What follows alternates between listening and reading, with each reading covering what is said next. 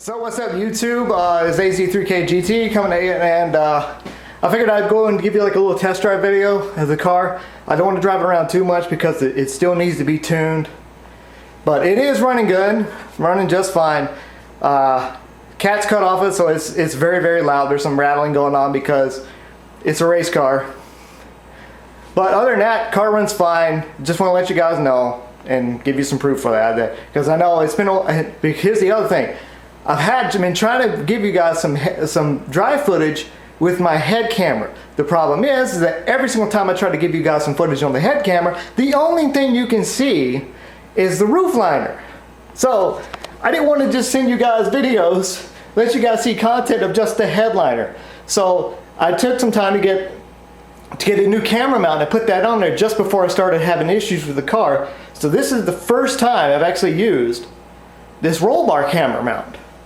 It's my little GoPro camera, and it's on the little, and I want to get the adapter for it to actually put my big JVC camera on it, or maybe have to do a little bit bigger, more sturdier mount, because this mount seems to be perfect for a little GoPro camera, but it may or may not be good enough for a big JVC like the one that you're currently being filmed on right now. So with that being said, on to the little test review, and let you know, I didn't want to route up too much because it's right in the middle of my neighborhood, and it's open headers. So, I mean, I would get into it a little bit, but it's very loud. I can't, it's like, that's only like the 3,000 RPM, 4,000 RPM. Imagine that thing when it can actually reach its full potential, because right now, I don't want to take it up to a full potential. It's not currently broken in all the way. It's only at the point where I can go to 4,000 to 5,000 RPMs. It still needs to tune. What I'm going to do, because it still needs to tune, but I can't go all the way up the red range, is to get this, the guys who make my Chrome ECU have a tune for GT Wizard's car, the Kraken, also known as Christopher Wyman's car. He had like 12.5 to 1 compression, but he did it a different way. And basically he had a built head like mine, and he had 12.5 to 1 compression. So as far as the engine parameters go, as far as fuel consumption and stuff, it should be about right.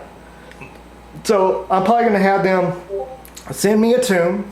They're like 50 bucks to have this tune sent to me, and then send them a data log, and he'll adjust it back and forth to that. A little bit. It doesn't have to be anything major right now, but it'll save me some time and allow me to go ahead and break in the car, make sure all the piston rings, stuff like that, are seating, because it does burn a little oil because it's running looser tolerances on the piston. And some of that oil seems to go a little around the freaking exhaust manifold. It's like a drip or two. But it's nothing really that I'm worried about until after I break the break-in procedures, like 2,000 miles. I think 2,000 miles is like full break-in. 100 miles is like we can go over 4,000 RPMs. Everything's super fucking tight. 1,000 RPMs you go over 5,000 or up to 6,000, stuff like that. At least that's what I read up on. So shoot me if I'm wrong.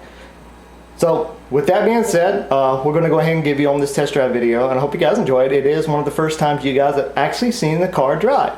It's not because I haven't been trying to record footage. It's because my camera was not right for the job at hand. It just kept showing you nothing. So I apologize for that. I wish I had more drive footage for you, but I don't want to drive the car around too much until I get the tune on, so I don't have to worry about detonating melting pistons or anything like that.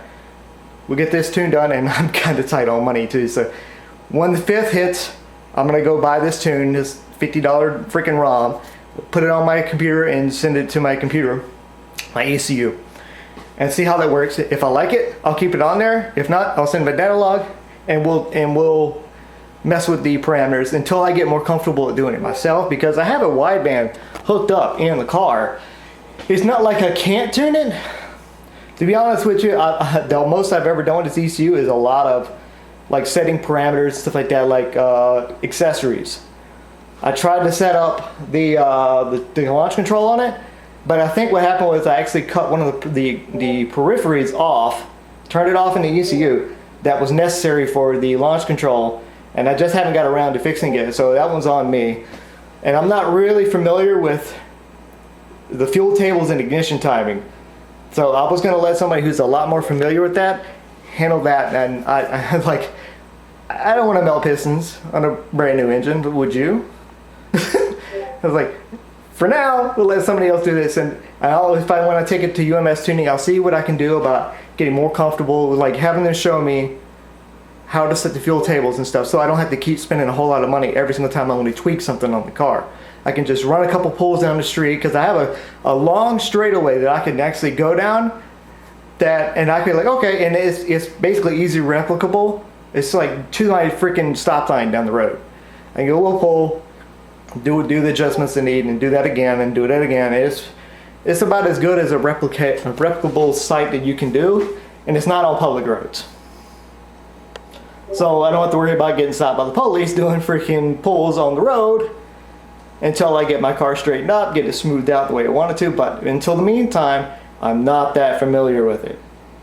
To be honest with you, I've never really tuned a car before. I mean, I've done some peripheries and scaled it up and stuff like that, so it'll run in the first place, but I'm not a tuner. I mean, I can build motors, but I've never really tuned one. I've never really had to show anybody kind of mentor me in how to do it. And a lot of it seems to be a lot of trial and error, and like knowing how much fuel to add, or like add a little fuel, run it, see how it goes. If you need more, add more. If you need less, add less. And I think in this car, especially up at the top, its AFRs are running like 12 or 11 to 1. So it's like, and I talked to one of my guys at work, and he goes, yeah, 3000 GT's running super rich up the top. And I would like to maybe take a little fuel out, take it from like 11 or 12 to like 13. We're still a little rich, because I understand why they're doing it. It's for detonation purposes. Well, it's a little rich, but not so rich that it kind of hurts power. See, that's where I don't exactly know how much to take out of the fuel table to hit that target. And the ignition timing, it's like I'm not really familiar with the graphs and stuff like that, but I mean, once I get a little bit more familiar with, maybe do it a couple times, or maybe it's like, hey, maybe they'll allow me to run my car on the dyno and make the adjustments myself. Just kind of hold my hand a little bit, okay? Hold my hand a little bit, say, hey, look, this is what you want to do. Because I did it on motorcycles before, using, what do you call it? DynoJet, a DynoJet on it, and but that was like almost 10 years ago at this point. I was back in MMI back in 2012, so you know, forgive me for not exactly remembering everything I did on motorcycles. And we're talking basically a piggyback ECU versus an ECU and software. So you know, forgive me. So that being said, on to the video.